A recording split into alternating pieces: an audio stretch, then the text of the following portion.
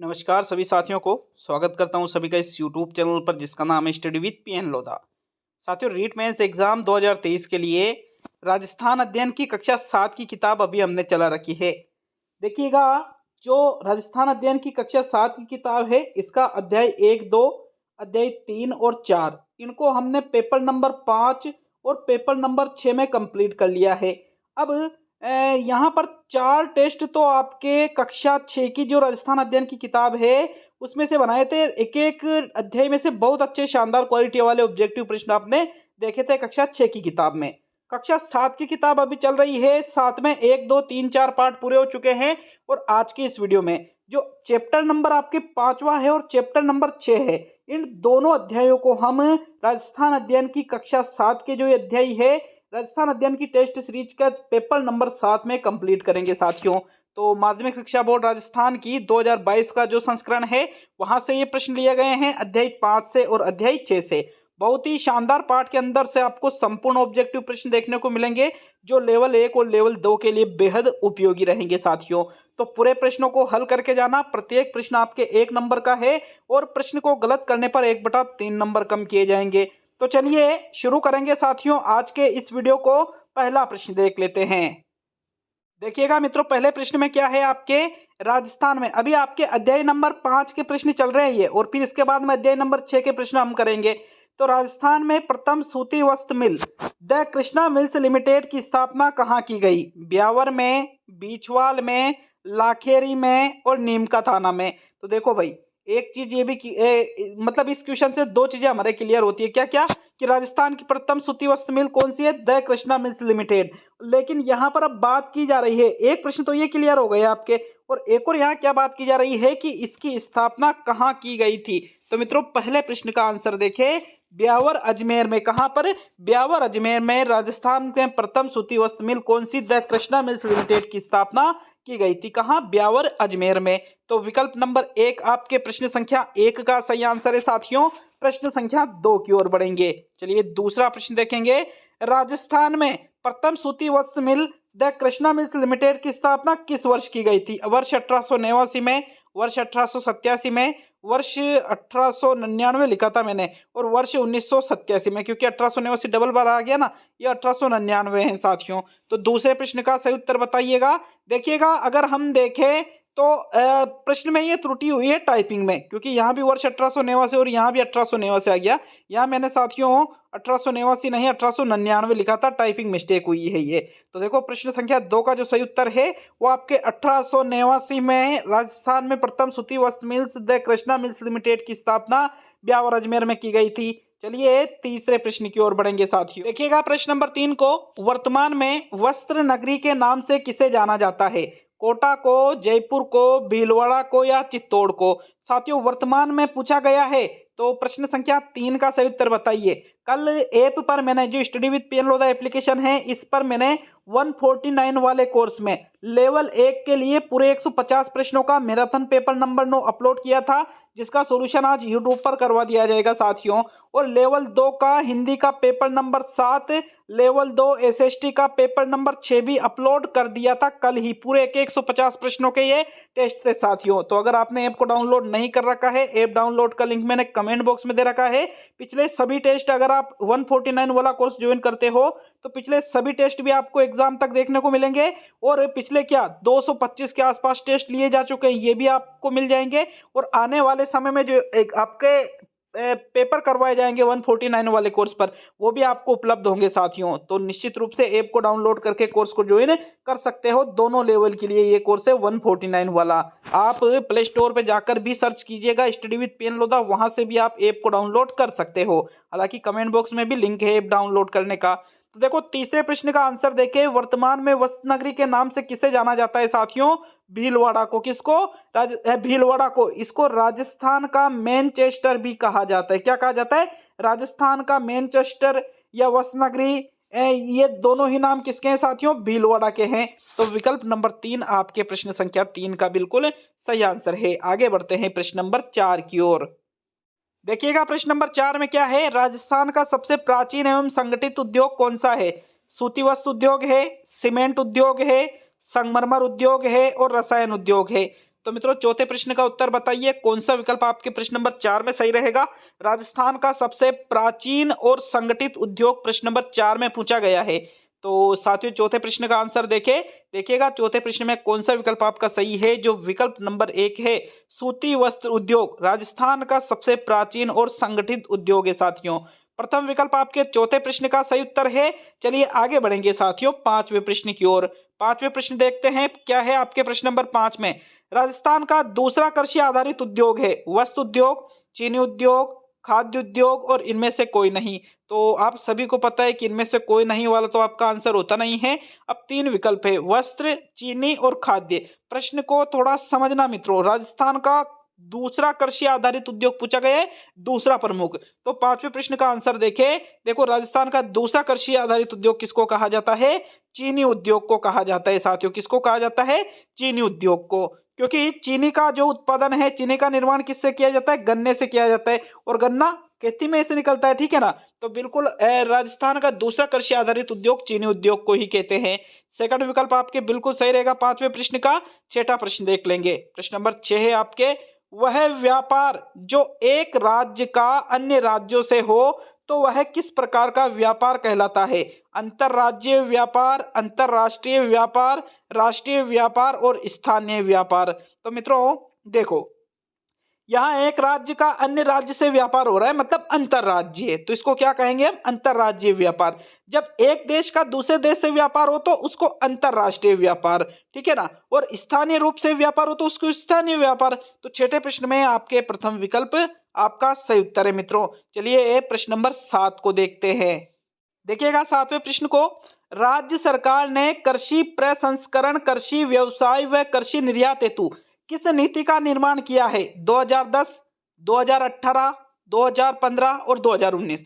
ये चीजें आपके सिलेबस में है, लेवल 1 में भी है और लेवल 2 में। बेहद उपयोगी चीजें पढ़ रहे हो साथियों आप, और बिल्कुल ऑथेंटिक चीजें। मैं कह रहा हूं कि कक्षा 6 से 12वीं तक की जो किताब है आपको मैं कंप्लीट करवा रहा हूँ। 6ठी की कंप्लीट करवा दी, 7वीं की कल आपके कंप्लीट हो जाएगी, 8वीं की भी करवा देंगे, 9वीं की भी करवाएंगे, 10वीं की भी करवाएंगे, 11वीं की भी और 12वीं की भी। तो आप बिल्कुल निश्चिंत होकर के इन टेस्टों को अटेंड करना एग्जाम तक साथियों। इनको मैंने 99 वाले कोर्स में पूरा सोल्व करवा रखा है, लेकिन यूट्यूब पर भी निःशुल्क हल करवाया जाएगा इन सभी को।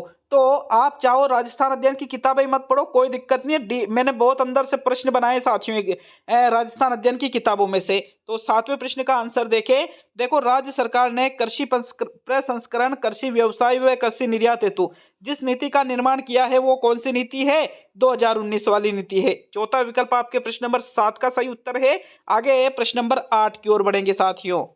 देखिएगा प्रश्न नंबर 8 को, राज्य स्तरीय निर्यात पुरस्कार योजना के तहत कितने श्रेष्ठ निर्यातकों को पुरस्कृत किया जाता है। 25 को, 35 को, 30 को और 40 को। अब देखो भाई, अगर ऐसा प्रश्न आ जाए, भाई कृषि के अंतर्गत चीज आ जाती है ये आपके, तो ऐसा प्रश्न आ जाए तो कि यार ये प्रश्न कहाँ से आ गया, तो ऐसे प्रश्न राजस्थान अध्ययन में से बन के आते हैं आपके एग्जाम में। देखो राज्य स्तरीय निर्यात पुरस्कार जो योजना है, इसके तहत जितने श्रेष्ठ निर्यातकों को गवर्नमेंट के द्वारा पुरस्कृत किया जाता है वो उनकी संख्या कितनी है साथियों, 35 जो श्रेष्ठ निर्यातक होते हैं उनको पुरस्कृत किया जाता है। कौन सी योजना के आधार पर, राज्य स्तरीय निर्यात पुरस्कार योजना के तहत। तो सेकंड विकल्प आपके 8वें प्रश्न का सही उत्तर है साथियों। प्रश्न संख्या 9 की ओर बढ़ते हैं। देखिएगा 9वें प्रश्न को, खाद्य तेल के कारखाने स्थित है भरतपुर में, कोटा में, बूंदी में और इनमें से सभी। तो 9वें प्रश्न का उत्तर बताइए, खाद्य तेल के जो कारखाने हैं वो कहाँ स्थित है साथियों। भरतपुर में भी खाद्य तेल का कारखाना है, कोटा में भी है और बूंदी में भी है। मतलब 9वें प्रश्न में कौन सा विकल्प आपका सही रहेगा, चौथा विकल्प। इनमें से सभी जगह पर खाद्य तेल के कारखाने स्थित है। तो 9वें प्रश्न में फोर्थ विकल्प आपका आंसर होगा। 10वां प्रश्न देख लेते हैं मित्रों। देखिएगा प्रश्न नंबर 10 को, वह व्यापार जो एक देश से अन्य देशों के साथ किया जाता है वह किस प्रकार का व्यापार कहलाता है।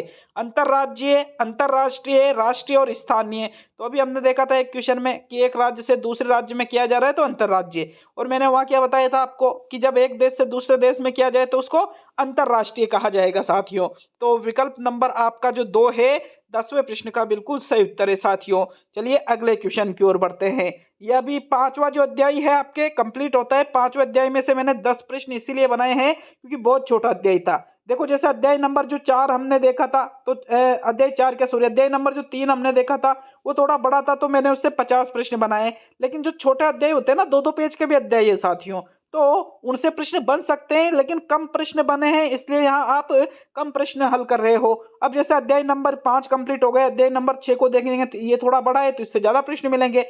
और जैसे 6ठी 7वीं 8वीं तक थोड़े छोटे-छोटे पाठ है, लेकिन 9वीं 10वीं 11वीं और 12वीं की किताबों में बड़े-बड़े पाठ है। वहाँ से एक-एक पाठ से, हर पाठ से 40-40 प्रश्न बन रहे हैं मित्रों।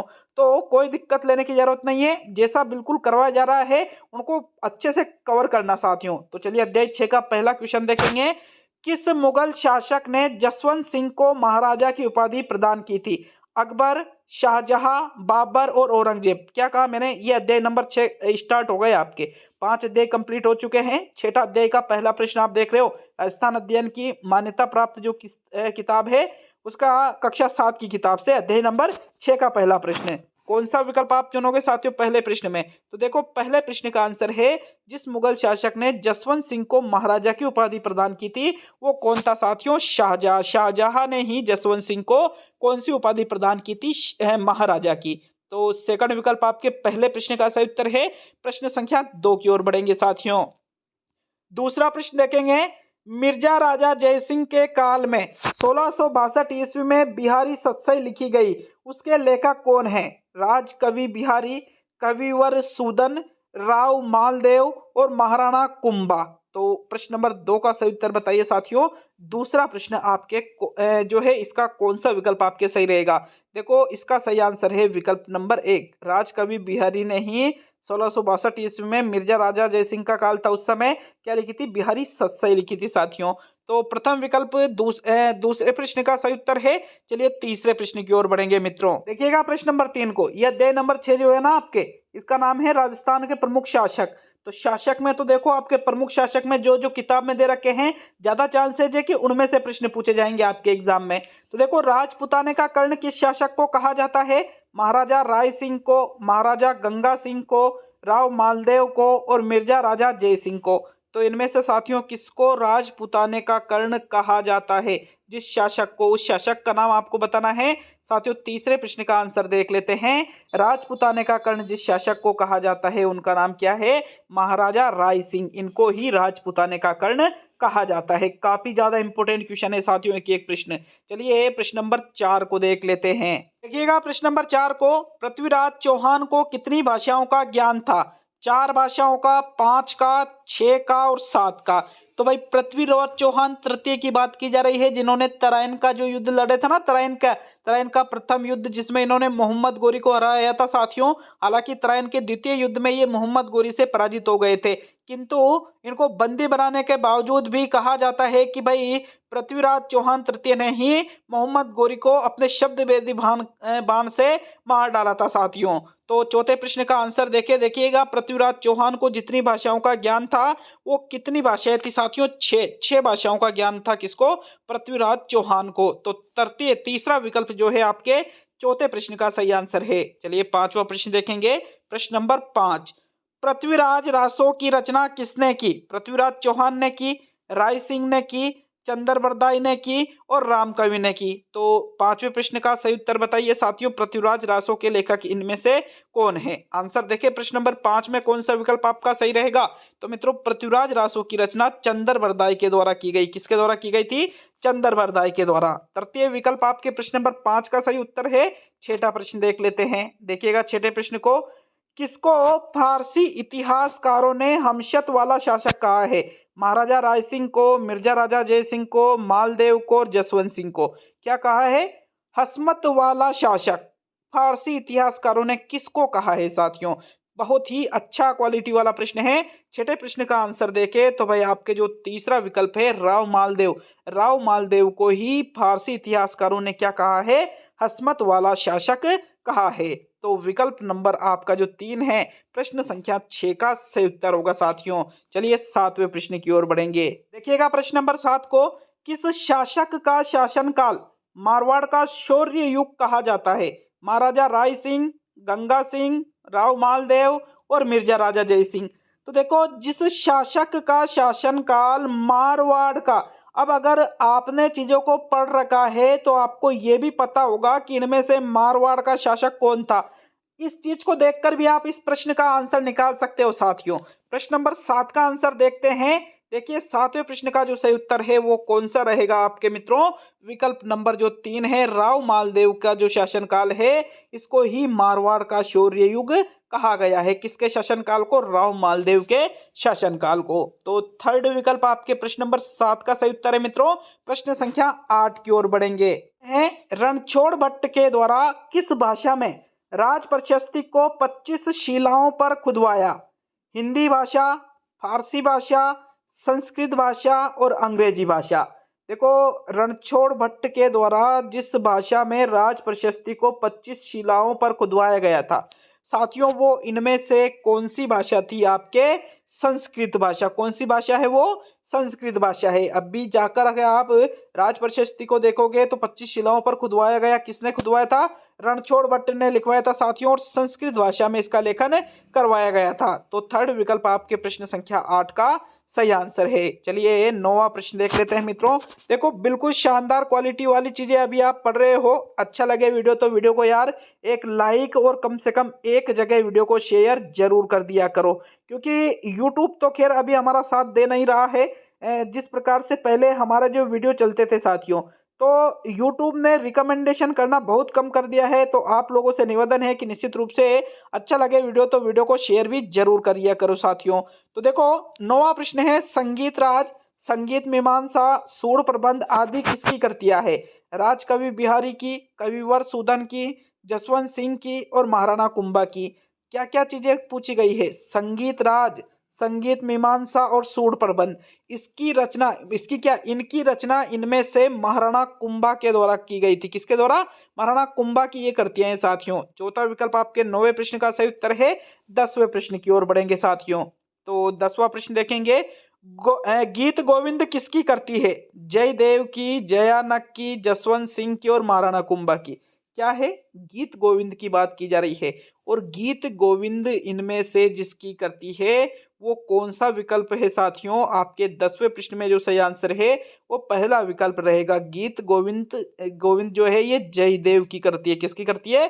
जयदेव की। विकल्प नंबर 1 आपके 10वें प्रश्न का बिल्कुल सही उत्तर है। चलिए आगे बढ़ेंगे साथियों 11वें प्रश्न की तरफ।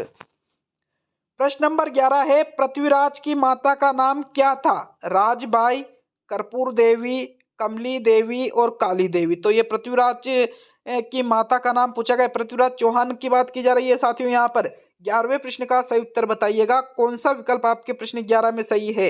देखो आंसर देखें 11वें प्रश्न का। तो जो पृथ्वीराज की जो माता जी थी इनका नाम था, क्या नाम था साथियों? कर्पूर देवी। क्या नाम था इनका? कर्पूर देवी इनका नाम था। सेकंड विकल्प जो है आपके प्रश्न नंबर 11 का सही आंसर है। 12वें प्रश्न की ओर बढ़ेंगे मित्रों। महाराणा कुंभा किस वर्ष मेवाड़ के शासक बने थे? 1431 ईस्वी, 1432 ईस्वी, 1433 ईस्वी और 1434 ईस्वी में। तो देखो 12वें प्रश्न का आंसर देखे। प्रश्न संख्या 12 में कौन सा विकल्प आपका सही रहेगा साथियों? जो 12वां प्रश्न है इसका तीसरा विकल्प, सन 1433 ईस्वी में। कब? सन 1433 ईस्वी में महाराणा कुंभा मेवाड़ के शासक बने थे। कहाँ के? मेवाड़ के। तो विकल्प नंबर 3 आपके प्रश्न नंबर 12 का सही उत्तर है मित्रों। 13वें प्रश्न को देख लेते हैं। 13वां प्रश्न है आपके, किस शासक के द्वारा अचलगढ़ दुर्ग, बसंती का दुर्ग, भोमट दुर्ग तथा मचान दुर्ग का निर्माण करवाया था? राज सिंह ने करवाया था, पृथ्वीराज ने करवाया था, महाराणा कुंभा ने करवाया था या जय सिंह ने करवाया था? तो यहाँ कुछ दुर्गों के नाम दिए हुए हैं, जैसे अचलगढ़ दुर्ग है, बसंती का दुर्ग है, भोमट दुर्ग है, मचान दुर्ग है। साथियों इनका निर्माण इनमें से किसके द्वारा करवाया गया? आंसर देख लेते हैं 13वें प्रश्न में। जो तीसरा विकल्प है राणा कुंभा के द्वारा। किसके द्वारा? राणा कुंभा के द्वारा इन दुर्गों का निर्माण करवाया गया था। तो थर्ड विकल्प 13वें प्रश्न का उत्तर होगा। 14वां प्रश्न देख लेते हैं साथियों। महाराजा सूरजमल कहाँ के शासक थे? कौन? महाराजा सूरजमल की बात की जा रही है।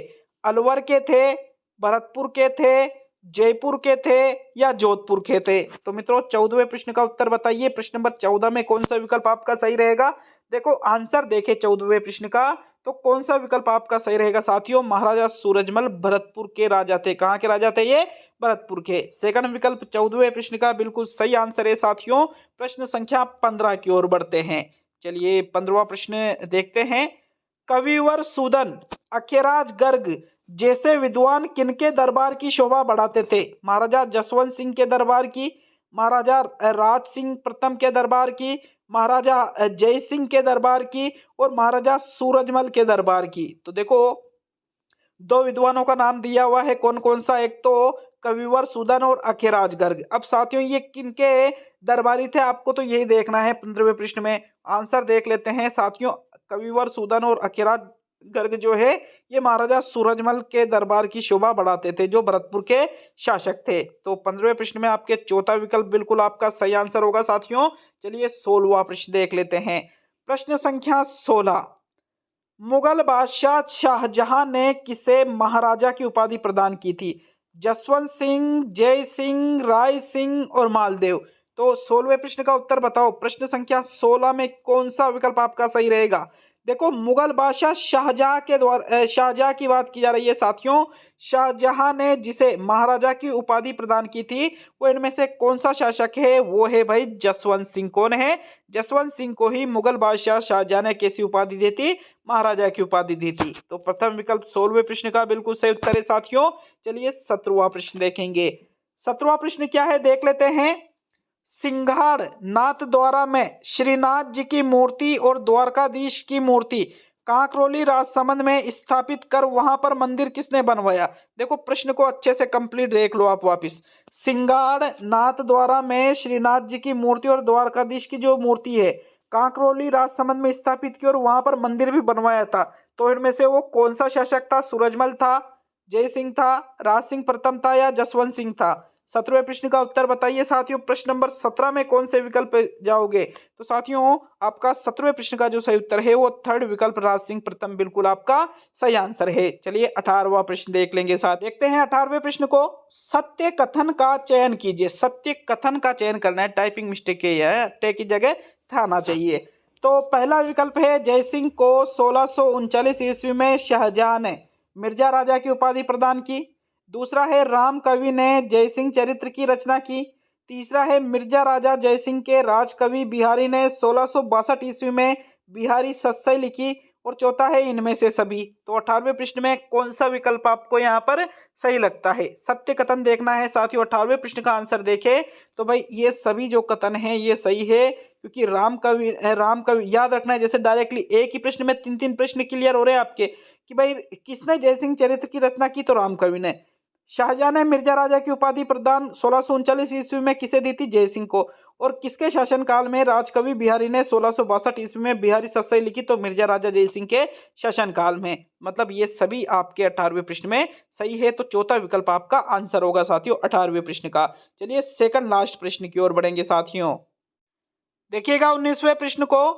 सांस्कृतिक दृष्टि से किसका काल मेवाड़ के इतिहास का स्वर्ण युग था?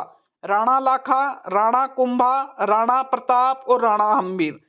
किस दृष्टि से? सांस्कृतिक दृष्टि से पूछा गया है।